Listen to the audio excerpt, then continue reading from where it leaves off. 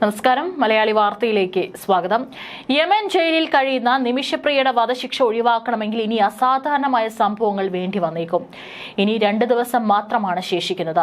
നിമിഷപ്രിയയുടെ മോചന കാര്യത്തിൽ കൂടുതലൊന്നും ചെയ്യാനാകില്ലെന്ന് കേന്ദ്ര സർക്കാർ സുപ്രീം കോടതിയെ അറിയിച്ചിരിക്കുകയാണ്. വധശിക്ഷ ഒഴിവാക്കാൻ പരമാവധി കാര്യങ്ങൾ ചെയ്യുന്നുണ്ടെന്നും ദയാദാനം സ്വീകരിക്കുന്നതിൽ കേന്ദ്രത്തിന് ഇടപെടാൻ പരിമിതിയുണ്ടെന്നും AG സുപ്രീം കോടതിയെ അറിയിച്ചു. പ്രോസിക്യൂട്ടറിന് കേന്ദ്ര സർക്കാർ കത്തയക്കുകയും ഒരു ഷെയ്ഖ് വഴി ചർച്ച നടത്താൻ ശ്രമിക്കുകയും ചെയ്തിരുന്നു.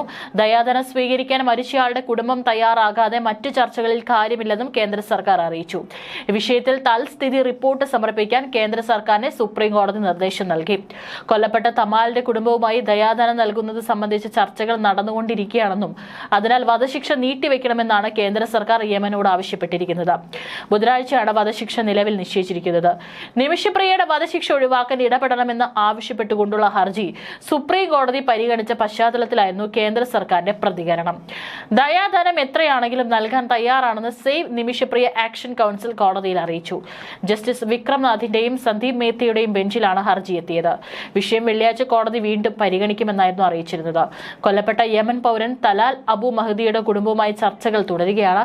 അതിനിടെ വധശിക്ഷ കാത്തുകഴിയുന്ന പാലക്കാട് സ്വദേശിനി നിമിഷപ്രിയയുടെ മോചനത്തിനായി കാന്തപുരം AP അബൂബക്കർ മുസ്ലിയാറും ഇടപെട്ടിരുന്നു. കൊല്ലപ്പെട്ട യമൻ പൗരൻ തലാൽ അബ്ദു മഹദിയുടെ സഹോദരനുമായി കാന്തപുരം സംസാരിച്ചു. സുഹൃത്തും യമനിലെ പ്രശസ്ത ഇസ്ലാമിക പണ്ഡിതനുമായ ഹബീബ് ഉമർ ബിൻ ഹഫീലുമായാണ് കാന്തപുരം ബന്ധപ്പെട്ടത്.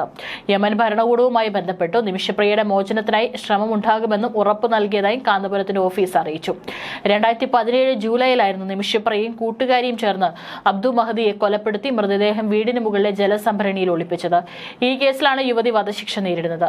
യമനിൽ നഴ്സായി ജോലി ചെയ്യുന്നതിനിടെ സ്വന്തമായി ക്ലിനിക് തുടങ്ങാൻ സഹായ വാഗ്ദാനവുമായി വന്ന യമൻ പൗരൻ തലാൽ അബ്ദു മഹദിയെയാണ് നിമിഷപ്രിയ കൊലപ്പെടുത്തിയത്.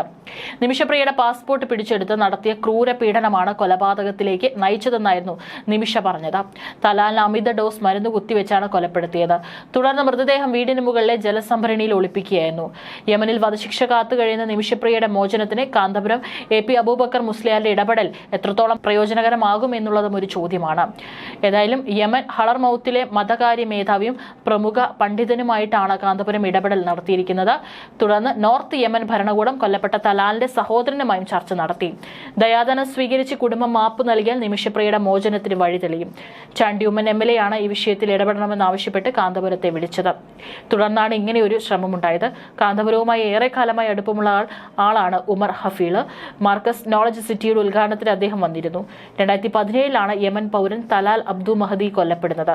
നിമിഷപ്രിയയ്ക്കൊപ്പം സനായിൽ ക്ലിനിക്ക് നടത്തുന്ന ആളാണ് തലാൽ അബ്ദു മഹദി. നിമിഷപ്രിയ തലാലിന്റെ ഭാര്യയാണെന്നതിന് യമനിൽ രേഖകളുണ്ട്. എന്നാൽ ഇത് ക്ലിനിക്കിനുള്ള ലൈസൻസ് എടുക്കുന്നതിനുണ്ടാക്കിയ താൽക്കാലിക രേഖ മാത്രമാണെന്നാണ് നിമിഷപ്രിയയുടെ വാദം. ഇയാളുടെ ഉപദ്രവം സഹിക്കവയ്യാതെയാണ് കൊലപാതകമെന്നാണ് നിമിഷപ്രിയ കോടതിയിൽ പറഞ്ഞത്. ഭാര്യയും കുഞ്ഞുമുള്ള തലാൽ തന്നെ ഉപദ്രവിക്കുമായിരുന്നെന്നും ലഹരിമരുന്നിന് അടിമയായ അയാൾക്കും കൂട്ടുകാർക്കും വഴങ്ങാൻ നിർബന്ധിക്കുമായിരുന്നെന്നും നിമിഷ പറയുന്നു. ഇയാൾക്കെതിരെ പോലീസിൽ പരാതിപ്പെട്ടതിനെ തുടർന്ന് ജയിലിലായ തലാൽ പുറത്തെത്തിയ ശേഷം കൂടുതൽ ഉപദ്രവകാരിയായി.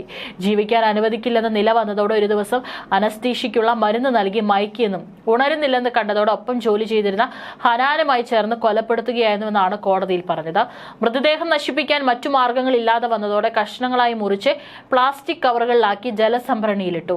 സംഭവശേഷം സ്ഥലം വിട്ട നിമിഷപ്രിയ 200 കിലോമീറ്ററിലധികം ദൂരെ മറ്റൊരു ആശുപത്രിയിൽ ജോലിക്ക് ചേർന്നു. ഇതിനിടെ കാണാതായ തലാലിന് വേണ്ടി ബന്ധുക്കൾ അന്വേഷണം തുടങ്ങി. നിമിഷപ്രിയയുടെ ചിത്രം പത്രത്തിൽ കണ്ട ആശുപത്രി അധികൃതർ പോലീസിനെ വിവരം അറിയിച്ചു. 2017 അറസ്റ്റിലായത് മുതൽ സനായിലെ ജയിലിലാണ് നിമിഷപ്രിയ. 2020 നിമിഷപ്രിയയ്ക്ക് വിചാരണ കോടതി വധശിക്ഷ വിധിക്കുന്നത്. ഏതായാലും അതിനുശേഷം ഇപ്പോഴാണ് മറ്റന്നാൾ 16-ാം തീയതിയാണ് വധശിക്ഷയ്ക്ക് വിധിക്കുന്ന കാര്യം അറിയിച്ചത്. ഏതായാലും വലിയ രീതിയിലുള്ള ഇടപെടലാണ് നടത്തിക്കൊണ്ടിരിക്കുന്നത്. എന്തെങ്കിലും ഒരു സംഭവം അസാധാരണമായിട്ടുള്ള എന്തെങ്കിലും കാര്യം മാത്രം നടന്നാൽ മാത്രമായിരിക്കും ഇനി നിമിഷപ്രിയയുടെ വധശിക്ഷയ്ക്ക് ഒരു മാറ്റം ഉണ്ടാകുന്നത്.